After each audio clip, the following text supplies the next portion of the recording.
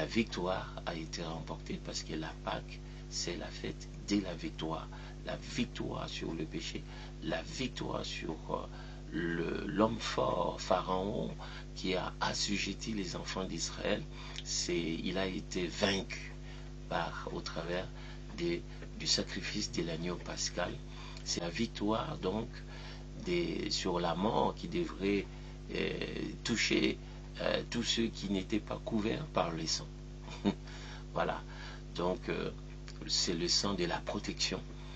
Et aussi c'est la victoire donc sur la mort, la victoire sur le péché, la victoire sur l'Égypte.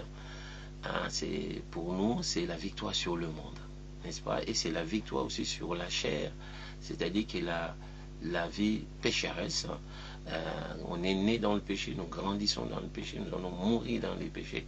Eh bien, Jésus, au travers de sa mort, il a vaincu la chair, ok, avec ses désirs et ses passions.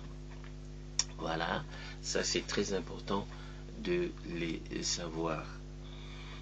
Ok, qu'est-ce qui se passe ensuite? C'est que nous retenons, il y a le pain sans levain, il y a la viande rôtie au feu, ok, et il y avait le bassin qui a recueilli le sang de l'agneau qui a été immolé. Immolé, c'est vider de son sang, ok. Donc il y avait le bassin, mais dans la Sainte Seine, nous verrons que c'est la coupe.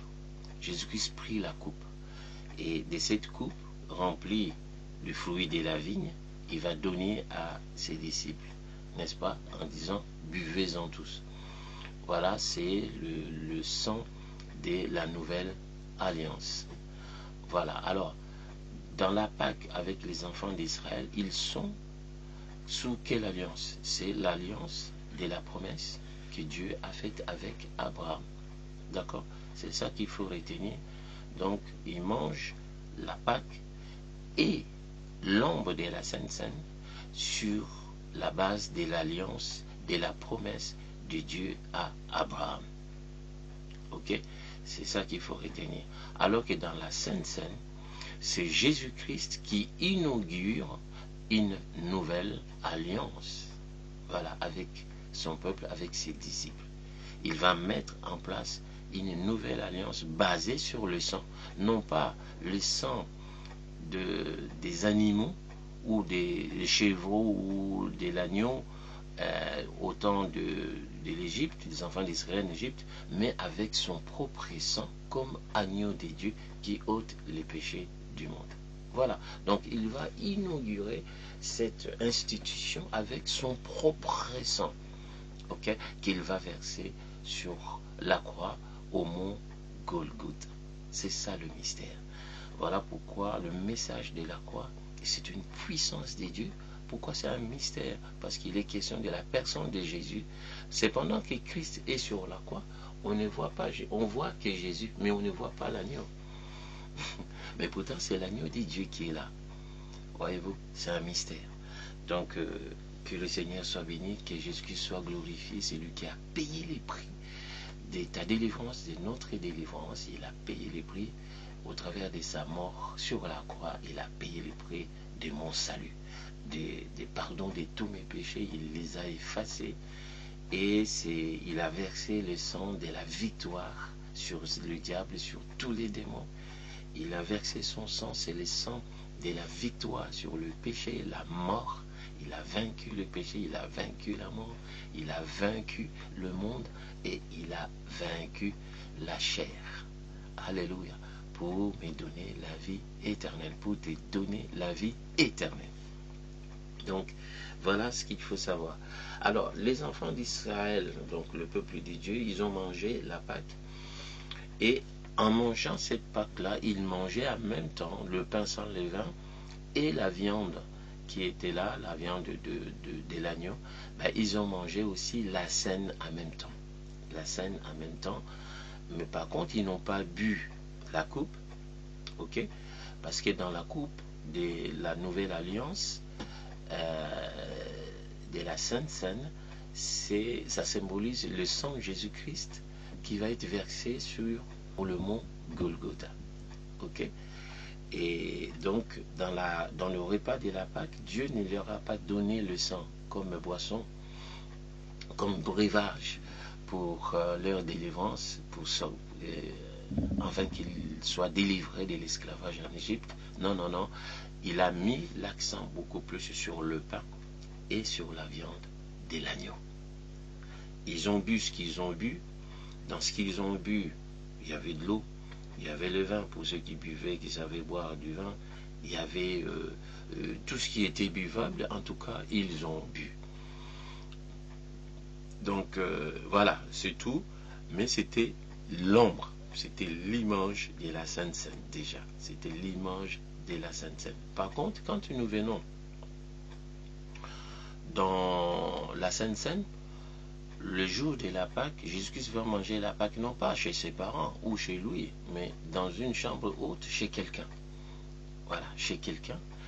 Il va, on va dire, comme louer un appartement là, et qui était au troisième niveau. Au troisième niveau de cette maison-là, ils vont dans une chambre haute, et là, ils vont célébrer la Pâque. Voilà, ils vont célébrer la Pâque et la Sainte Seine. Jésus-Christ va instituer la Sainte Seine.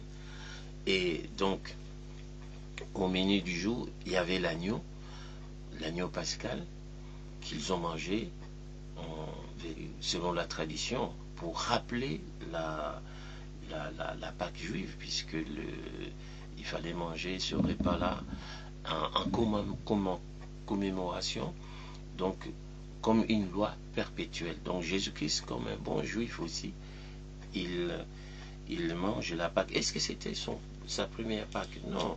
Jésus-Christ, depuis sa naissance, et en grandissant, il allait déjà à Jérusalem manger la Pâque avec ses parents, célébrer la Pâque avec ses parents. Donc ce n'était pas la première Pâque que Jésus-Christ, mais c'était la troisième pour Jésus-Christ. C'est comme serviteur de Dieu, comme l'envoyé des dieux, comme Messie. Quand il commence son ministère, il va manger la Pâque. Donc les 3 dernières années, il va manger la Pâque avec ses disciples. Il va manger la Pâque avec ses disciples. Voyez-vous? Et il va manger la Sainte Seine à la dernière Pâque avec ses disciples. C'est là où il va instituer ou mettre en place la Sainte Seine. Est-ce que c'est clair? Donc c'est ça qu'il faut retenir. Jésus-Christ, il va exercer son ministère pendant 3 ans. Pendant les 3 années, Jésus-Christ ne mange plus la Pâque dans sa famille, avec sa famille, mais il mangera la Pâque avec ses disciples. Ok, il a toujours mangé la Pâque avec ses disciples pendant ces 3 années. Et la 3e année, maintenant, c'est là où il va manger et instaurer la Sainte Seine pour la première fois, officiellement. Ok? Et la Sainte Seine devient l'accomplissement de la Pâque. C'est-à-dire que l'agneau, qui n'était que un animal qui était immolé, en guise de prévision du Christ qui viendrait, qui donnerait sa vie pour le salut de l'humanité entière, les enfants d'Israël, eux, ils ont mangé la Pâque pour célébrer leur sortie de l'esclavage en Égypte. Mais Christ est maintenant comme l'agneau pascal pour l'humanité entière, va donner sa vie comme l'agneau pascal, n'est-ce pas, pour le salut de tout homme venant dans ce monde, qu'il soit juif ou grec, qu'il soit libre ou esclave, qu'il soit homme ou femme. Ok? Donc ça, c'est très important de le savoir. À ce moment-là, il va manger aussi le pain qu'il va donner à ses disciples pour dire que ceci est mon corps, qui va être donné en sacrifice, n'est-ce pas, à la mort sur la croix.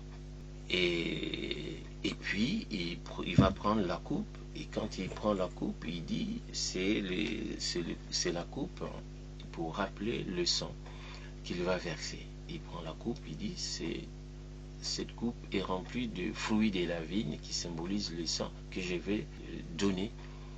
Je vais donner ma vie en sacrifice pour votre salut. Voilà. Et en guise de d'inaugurer une nouvelle alliance maintenant avec vous.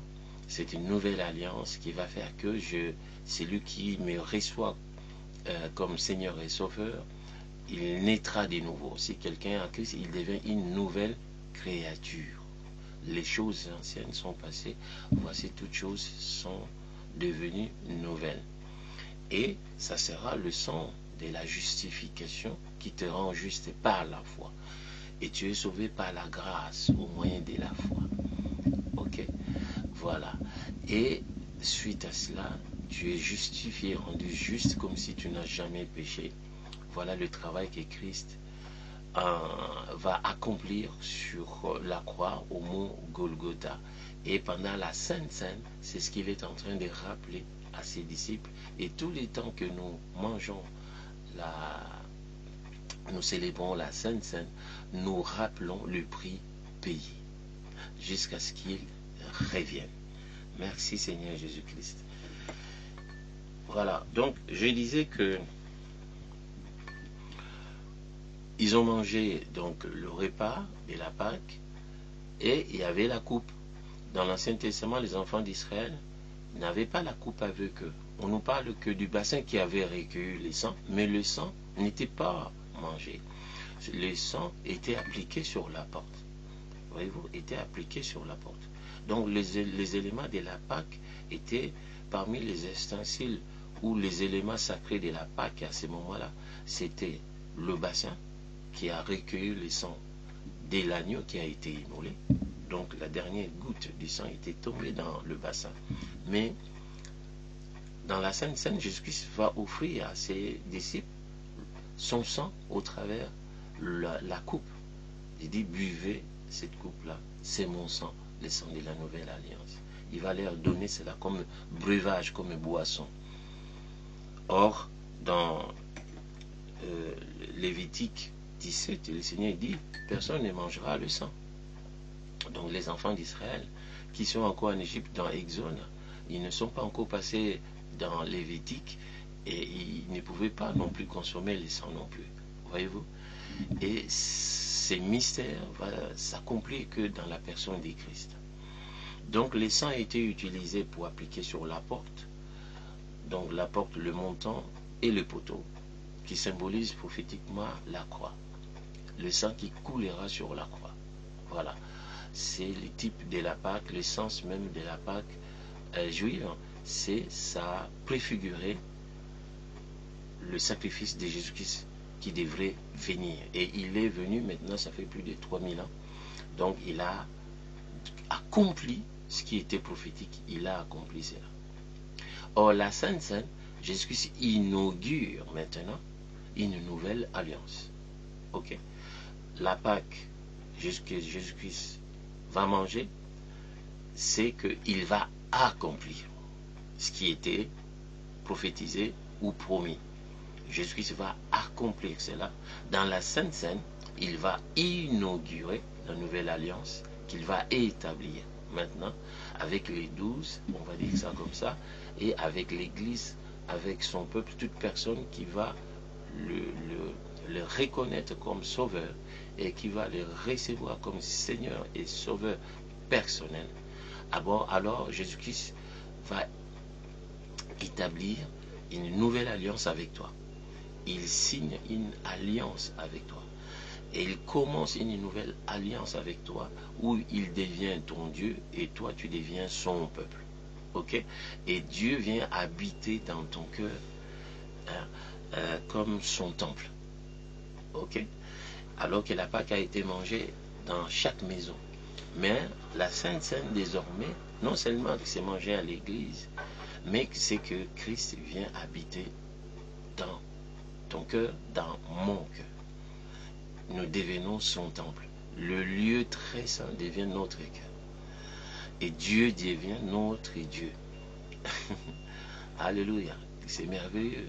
Dieu habite désormais en toi. C'est ça la nouvelle alliance. Et tu marches avec Dieu. Tu raisonnes avec lui. Tu partages ta vie avec lui. C'est ça la différence. Amen. Alléluia. Alors, la coupe rappelle aussi la vie du Christ. Ok? La vie du Christ qui va être donnée, qu'il donne. Il donne sa vie. Le sang, la coupe contient on va dire comme le vin, comme on dit le vin, mais c'est le sang. Ok? C'est la vie du Christ. Voilà. Et c'est pour dire que Jésus-Christ lui-même, il va donner sa vie, il va se donner en sacrifice et qu'il sera immolé sur la croix. Bien sûr, comment? C'est pas que parce qu'il a été crucifié.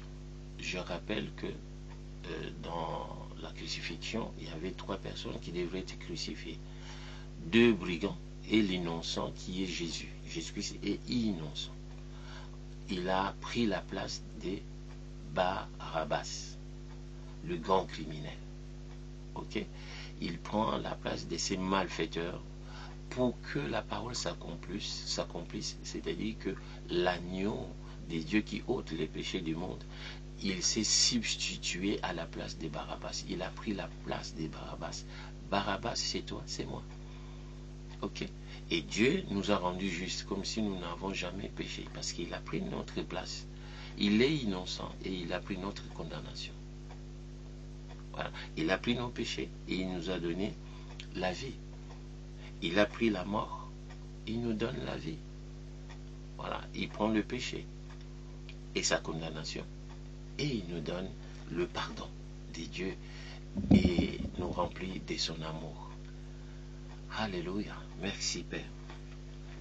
Alors, ce que je voulais dire aussi, c'est que dans la Sainte Seine, il y avait donc le plat où il y avait le pain des propositions et c'était l'essentiel donc de ce qu'il fallait savoir parce que bon ça contenait, mais c'est le regard sont fixés sur la personne, donc sur le pain sans levain et sur la coupe qui nous rappelle en effet que Christ donne de sa vie selon Jean au chapitre 10.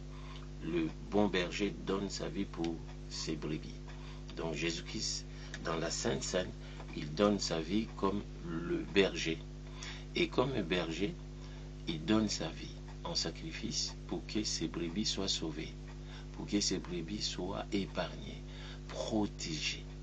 Donc, au travers de la Sainte Seine, Jésus donne sa vie pour notre protection. Comme au jour de la Pâque, le sang devrait servir de signe sur le montant de la porte. Devant chaque porte, le sang devrait servir de signe. Signe de quoi? Signe de protection. C'était un signe aussi pour montrer que les enfants d'Israël, ils ont marché dans la foi. C'est un signe de substitution que Dieu a sacrifié l'animal à leur place. Il a payé les prix pour qu'ils soient épargnés de la mort. Voilà pourquoi l'ange de la mort, quand il passait, ne pouvait pas rentrer dans la maison des enfants d'Israël. Pourquoi? Il y avait les signes de protection qui étaient là sur chaque porte de chaque maison ou appartement. Donc voilà, c'est le signe de la justification, c'est le signe aussi que non seulement de la protection, mais c'est le signe de la vie, que la mort ne leur est pas été destinée, mais la vie, et qu'ils ont gardé la vie, ils ont reçu la vie, et ils sont préservés de la mort, et Dieu leur accorde la vie. Ils ont la vie, ils ont reçu la vie. Donc c'est les signes de la vie, c'est les signes de protection, c'est aussi les signes de l'identification, que Dieu les identifie. Grâce aux signes, le sang vous servira des signes. C'est les signes d'identification. Il voit les signes. Ah non, j'identifie. Ici, il y a les enfants, le peuple des dieux et les enfants d'Israël ici. Donc les signes du sang de Jésus-Christ est un signe. Ce n'est pas la croix qui est un signe de la chrétienté, mais le Seigneur dit le sang de l'agneau. les sangs des agneaux. C'est un signe invisible que le monde ne voit pas, mais que Dieu voit sur toi et moi. C'est un mystère. Voilà pourquoi Paul dit la croix, c'est un mystère, c'est une puissance de Dieu pour le salut de quiconque croit. Ok, tu peux mettre la croix sur toi, mais cela n'est pas un signe de la chrétienté. Ben, c'est comme tu veux, mais c'est pas ça. Il y a un signe invisible sur toi, c'est le sang de Jésus-Christ. Il faut le savoir. Le sang vous servira des signes. C'est ce que la Bible dit dans Exode au chapitre 12, les versets 12 et 13. Il dit quoi? Cette nuit-là, je passerai dans le pays d'Égypte et je frapperai tous les premiers-nés du pays d'Égypte, depuis les hommes jusqu'aux animaux, et j'exercerai de jugement contre tous les dieux de l'Égypte. Je suis l'Éternel. Le sang vous servira des signes sur les maisons où vous serez. Je verrai le sang et je passerai par-dessus vous. Il n'y aura point de plaie qui vous détruise quand je frapperai le pays d'Égypte. C'est aussi un signe de... En ce qui concerne la santé, c'est un signe de préservation de tout fléau. Donc c'est un signe de bonne santé que nous avons, comme on voit le signe pharmaceutique. Vous voyez les symboles de la pharmacie. Hein? On voit le serpent avec la croix. Ok? Donc qui rappelle le serpent d'airain qui a été crucifié sur la croix. Voilà. Il représente les signes de la bonne santé. La pharmacie, c'est la santé. Ok? Donc, c'est les signes de la santé que Dieu nous donne, de la bonne santé que Dieu nous donne. Le sang sur la porte. Donc, la Bible dit que nous sommes la maison de l'Éternel. Et que Dieu voit les sangs, les signes du sang sur nous. Et cela nous rappelle que Christ, par ses maîtrissures, nous a guéris de toute maladie, de toute infirmité. Reçois ta guérison là où tu es. Sois guéri à cause des meurtrissures du Seigneur Jésus-Christ qui a payé les prix. Jésus, il a été immolé sur la croix au moment où il fut poignardé sur le côté. C'est là où il fut vidé de tout son sang. Et les éléments, comme j'avais dit aussi, de la Pâque, c'est qu'il y avait le bassin. Dans Exode 12, il y avait le bassin, il y avait l'hysope, n'est-ce pas? Et il y avait le bassin et l'hysope qui, parmi les éléments, les ustensiles qui étaient là, qui devaient être utilisés, le jour de la mort de Christ, nous retrouvons non seulement le bassin, concrètement, nous retrouvons le vase qui contenait du vinaigre. Jean au chapitre 19, au verset Jean 19, il y avait donc le vase et il y avait aussi l'hysope. L'hysope, c'était quoi? C'était la branche que le soldat va utiliser. Il a trempé l'éponge dans le vase contenant du vinaigre et il va présenter cela à Jésus-Christ, la branche d'hysope. Donc l'hysope est là, le jour de l'accomplissement. Voilà pourquoi Christ va dire aussi, tout est accompli. Les éléments sont là. Donc il y a le vase, ok, qui ne va pas recueillir son sang. Mais dans le vase, il y a le vinaigre ou qui rappelle le vin aigre. Voilà, ok, qui rappelle le sang que Christ est en train de verser sur la croix. Et il y a l'hysope, effectivement, comme au jour de la Pâque, nous retrouvons donc cet élément-là, la branche d'hysope, le jour de la crucifixion du Christ. Au verset 29, Jean 19, verset 29, il y avait là un vase plein de vinaigre ou du vin rouge, aigre, n'est-ce pas? Les soldats en remplirent une éponge et l'ayant fixée à une branche d'hysope, ils l'approchèrent de la bouche de Jésus-Christ, de sa bouche. Voyez-vous? Donc, nous voyons, il y a le vase ou le récipient. La coupe, c'est aussi un récipient. où le Seigneur a mis le fruit de la vigne et il dit, ceci est mon sang. Il l'identifie comme son sang. Le mystère du sang Jésus-Christ. Donc nous voyons ici ces éléments, les éléments de la Pâque qui vont accomplir lors de l'accomplissement de tout ce qui concernait la prédiction et la prophétie quant à la mort du Christ. Et ces jours-là, nous retrouvons cela, les jours de la Pâque, parce que quand Christ va rendre la vie, le jour de sa mort, eh bien, le souverain sacrificateur va aussi immoler, n'est-ce pas, l'agneau qui était destiné pour la Pâque, pour le pardon des péchés des enfants d'Israël. Et au moment où il va tuer cet animal, la Bible nous dit que le voile du temple se déchira en deux. Le voile du temple se déchira en deux pour inaugurer maintenant le passage qui permettait de rentrer dans le lieu très saint. Et Christ, mystérieusement, il est le sanctuaire de Dieu et il franchit, n'est-ce pas, le lieu très saint. Alors que dans le temple, véritablement, le voile du temple est déchiré du haut en bas. Ok, Jésus-Christ vient de passer, alors que nous voyons son corps sur la croix. Jésus-Christ vient de rendre l'esprit, il vient de passer en esprit dans le lieu très saint où il y a la présence du Père pour présenter son sang au Père. C'est un mystère, on va parler, c'est là. Voilà pourquoi la croix c'est un mystère, c'est une puissance de Dieu pour les saluts de quiconque croit. Christ traverse le sanctuaire qui n'est pas fait des mains d'hommes, voilà, mais qui est question de sa propre vie. C'est lui les temples dont il a dit, détruisez ces temples, je le rebâtirai en 3 jours, le 3e jour.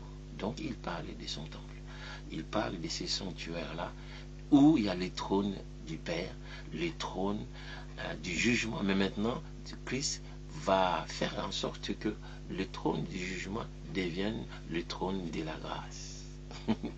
Où l'amour et la compassion de Dieu vont se manifester pour pardonner le péché, effacer les péchés de l'homme. C'est merveilleux ce que Christ a fait. On va s'arrêter là pour aujourd'hui. Et je voudrais remercier le Seigneur pour ce qu'il a fait. C'est lui qui va déchirer les rideaux de séparation qui nous séparaient de la grâce, qui nous séparait du Père, qui nous séparait de son amour. Et c'est le péché qui était un obstacle. Et Jésus-Christ va éliminer ces péchés, il va déchirer ces péchés et il va désormais ouvrir le chemin qui était barricadé, n'est-ce pas, par les chérubins, parce que sur chaque rideau, il y avait des chérubins. Et bien, Jésus-Christ va permettre maintenant l'accès libre auprès du trône du Père, du trône de la grâce. Merci Jésus pour ce que tu as fait. J'ai été loué, j'ai été béni pour cette démarche puissante, démarche d'amour que tu as accomplie en te donnant à la mort sur la croix. Personne ne t'a tué, tu t'es offert à la mort comme agneau de Dieu pour ôter nos péchés, pour pardonner nos péchés, pour nous donner la vie éternelle de Dieu. Et maintenant, nous avons la vie éternelle en toi, Christ et Jésus. Et toute personne qui croit en toi reçoit la vie éternelle maintenant, sur le champ, pas demain, pas après-demain, mais quand quelqu'un ouvre son cœur, t'ouvres son cœur, maintenant, Seigneur, tu rentres et tu sauves cette personne. Sauve toute personne qui accepte, à qui l'opportunité lui est donnée maintenant de tourner ses regards vers toi, de te reconnaître comme l'agneau de Dieu qui a ôté nos péchés sur la croix pour notre salut. Que cette personne qui accepte de te recevoir comme Seigneur et Sauveur personnel, Seigneur, reçoive de toi la vie éternelle immédiatement. Gloire à toi, Jésus-Christ, louange à toi, dans le nom puissant et glorieux de Jésus. Nous allons continuer donc ce thème tout doucement. Que Dieu vous bénisse. Je vous aime beaucoup Et Dieu vous aime, Christ vous aime. Lui qui a donné de sa vie, il vous aime, tel que vous êtes. Alléluia. Il ne vous juge pas, mais il vous appelle. Il te dit, viens, viens à Jésus. Et il va te donner un nouveau départ, une nouvelle vie. Et il va te donner de sa paix. Alléluia. De sa vie éternelle. Maintenant, immédiatement. Merci Jésus. Alléluia. Donnez de la voix au Saint-Esprit en partageant ce message avec quelqu'un d'autre, quelqu'un que tu aimes. Partagez. Il faut partager ce message. Donne de la voix en partageant ces messages avec les autres. Et en vous abonnant, si vous voulez, cela veut dire que vous donnez de la voix au Saint-Esprit pour que ces messages puissent atteindre les extrémités de la terre. C'est une façon pour toi de participer à l'évangélisation. Donc il faut évangéliser en partageant donc ce message avec les autres. Que Dieu vous bénisse et à la prochaine occasion.